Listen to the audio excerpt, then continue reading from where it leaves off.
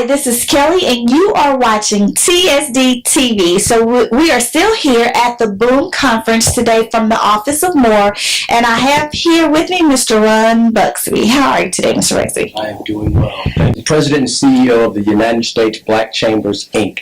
We represent 121 black chambers. We're located in 31 states across the country, including Hawaii, and we have a membership base of over 241,000 black-owned businesses. We're based on primarily 5 key pillars.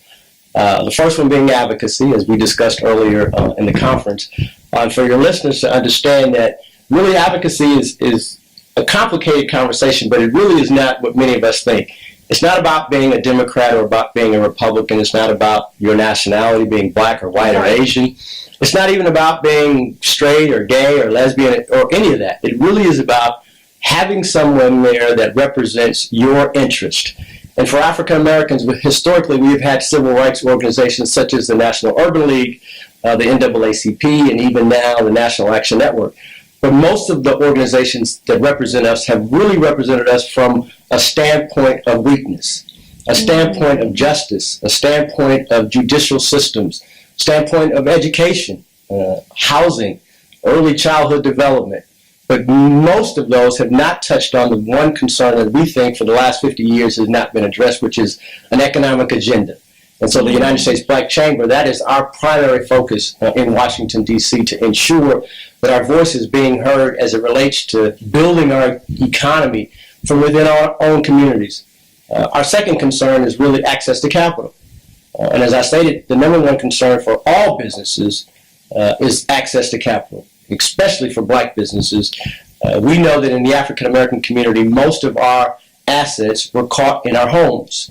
And when the housing market fell, the ability to be able to get credit also went away. And so for the United States Black Chamber, one of our primary concerns is how do we get those dollars into the hands of the businesses that we represent so that they can grow, expand, and even acquire new businesses. And so what we've done in 2013 is work directly with the Congressional Black Caucus Foundation. Each year they receive $5 million to their foundation. We work with them to put those $5 million into black-owned banks across the country to ensure that those banks had the ability to be able to make loans. This year, in 2015, we're taking it a step further. We're going to the Department of Commerce, as well as private investors, to now provide loans for our chambers of commerce to become banks. Yes. They can actually become microlenders.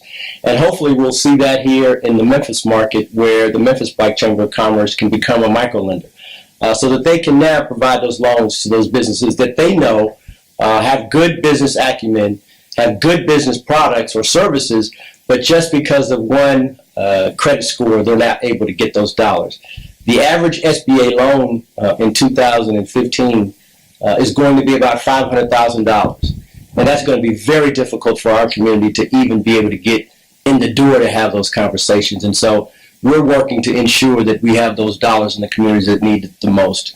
Our next one is contract opportunities. And I talk a lot about businesses that want to be able to do business with corporate America, want to do business with government agencies.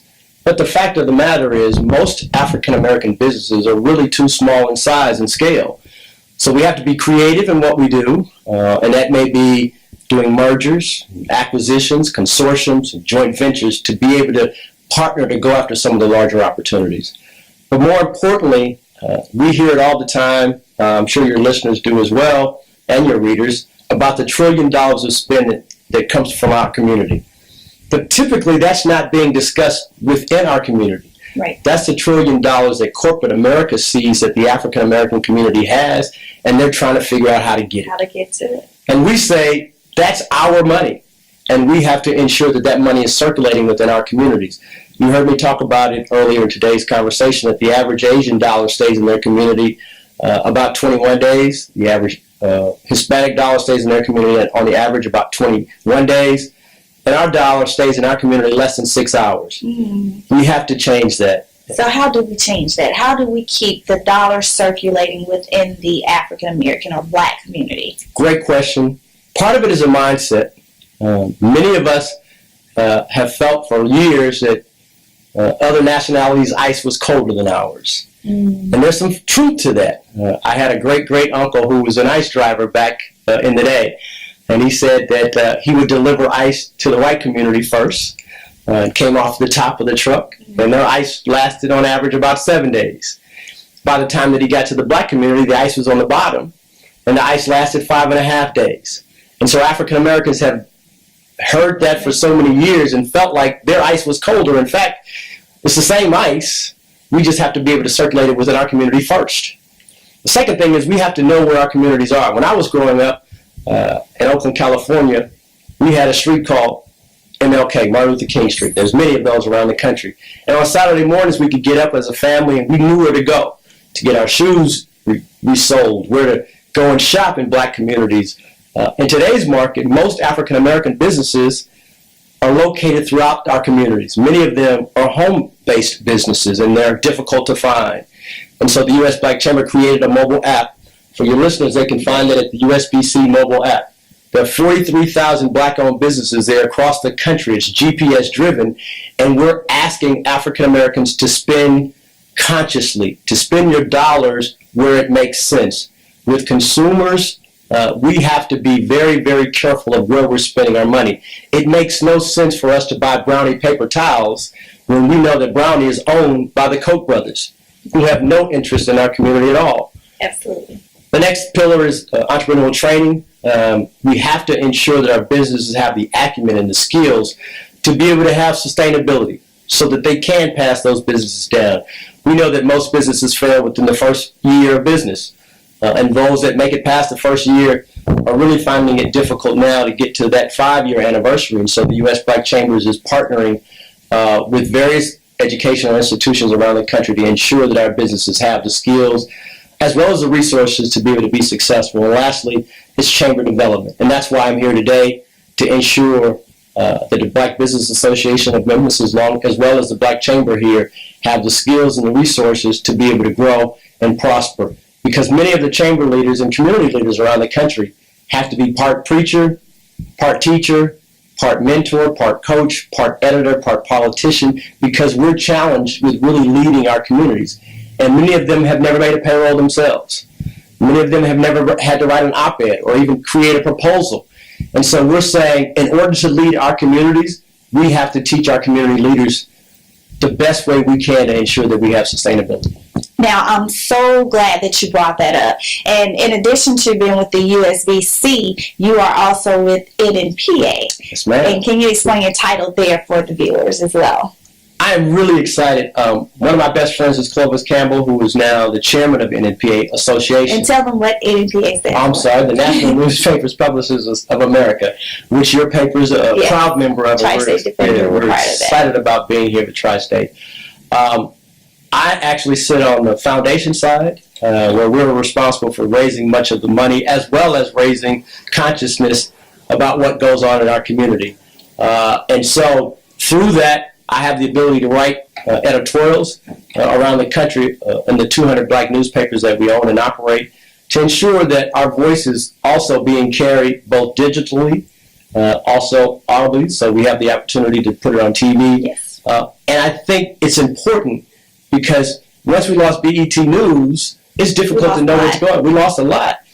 In Phoenix, Arizona, where I lived for a long time, it was difficult to know what was going on outside of my community, let alone what was going on around the country. And so NNPA, Tri-State Defenders, black newspapers play a very critical role. And I enjoy the fact that I'm able to tell the business story through the black newspapers that make most sense for our readers.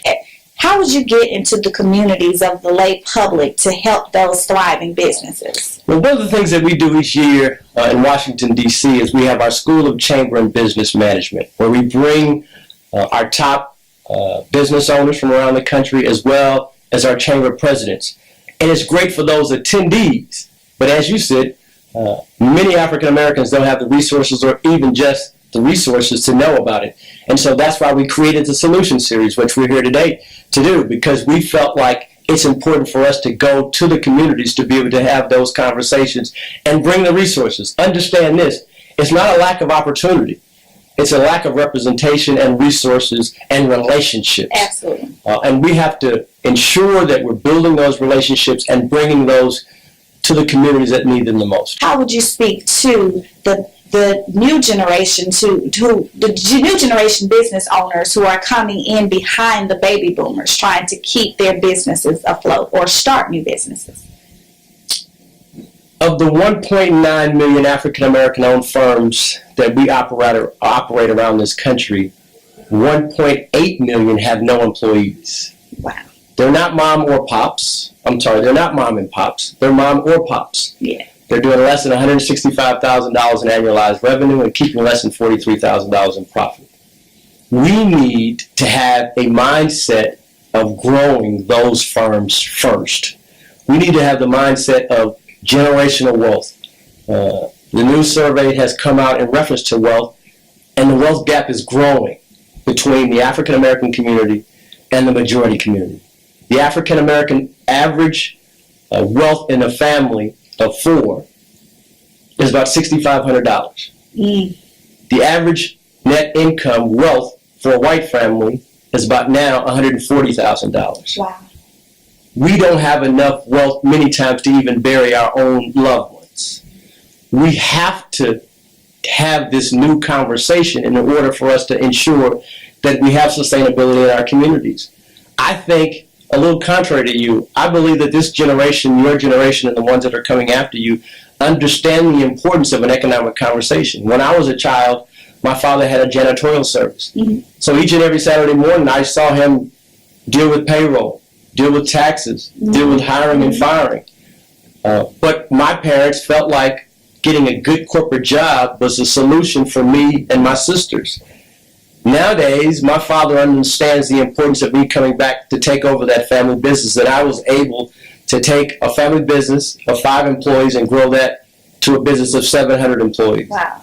A business that started doing roughly $150,000 in annualized revenue to a business that was doing over $40 million in annualized revenue. And when those stories are heard to your generation and the generation that's coming behind you, yes, I think the light comes on. Our generation has lost some of that, and I think many of us and our children, I have a 19-year-old and an 18-year-old sons, they understand the importance now of entrepreneurism.